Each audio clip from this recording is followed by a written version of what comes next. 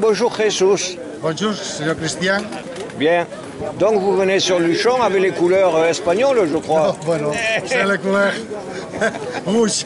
Rouge et jaune. Oui, oui. Eh? Alors dites-moi, d'où est-ce que vous venez? Vous êtes producteur de quelle région en Espagne? De Aragón, à côté de Catalogne. Catalogne. Et quelle ciudad? Quelle ville êtes-vous? Un petit village qui s'appelle Castellonroy, Valdelluc. Qui est très proche d'une grande ville, je crois. De Lérida. Lérida. À 40 km avant Lérida. D'accord. Alors vous êtes producteur notamment d'huile. De huile, oui. Alors je vais finir. Vous me parlez de vos huiles que vous récoltez donc pratiquement en fin d'année. Bueno, sí, al final de l'année, septembre, novembre, décembre et janvier. D'accord, les 3 mois de fin d'année et de début de nouvelle année. Donc c'est des huiles à partir de quels fruits? De l'oliva. Las olivas. Las olivas, oui. D'accord. Et vous avez beaucoup d'arbres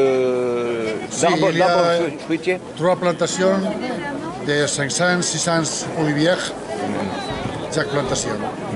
5-6 hectares.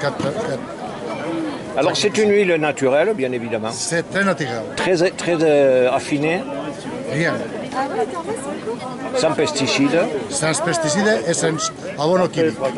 Et bio complètement. Bio complètement. D'accord. Et il est fabriqué à l'ancien.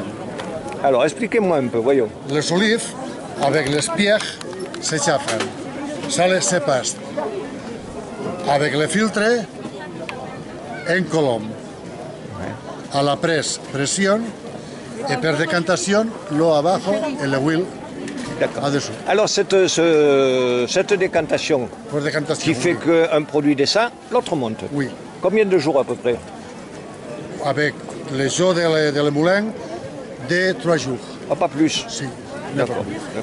Donc vous récoltez l'huile et vous la mettez directement en affinage dans des... Dans un bidon grand, et après, dans 15 jours ou 3 semaines, il a décanté au-dessous, oui. Et il y a seulement l'huile, l'envase.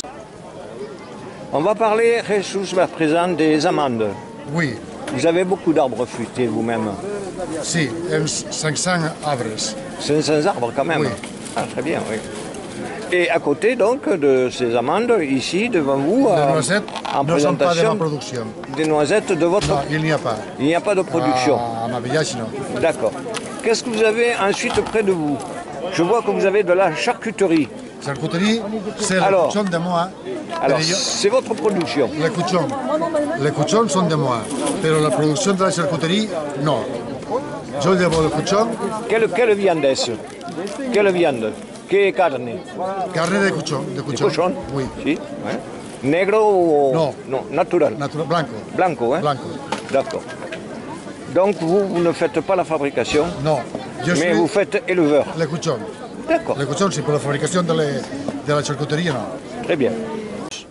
Devant vous, vous avez du miel. Oui. Est-ce que vous êtes apiculteur vous-même? Oui. Combien de ruchers vous avez chez vous? 120. Ah, 120 quand même.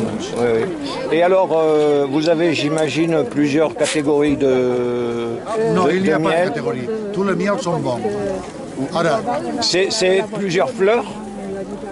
la première fleur, pour moi, c'est le romarin. C'est moi. Oui. Après, le thym. Oui.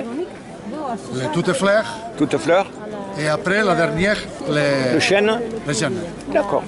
Tú ve haciendo, yo voy haciendo también. Una botella de litro, vale. ¿Todo bien? Todo bien. ¿Vosotros también? Jesús, vous avez aussi devant vous des noix. Oui. Est-ce que ça veut dire que chez vous, vous avez aussi... Sí, les noix sont de moi. Et vous avez une production de noyers aussi? Sí, no, seulement 2 hectares. De 150... Arbres? De 150... Árboles. Ah, muy bien. Sí. Des amandiers et des amandes, donc, pour une production personnelle, donc, dans votre verger, de combien d'arbres?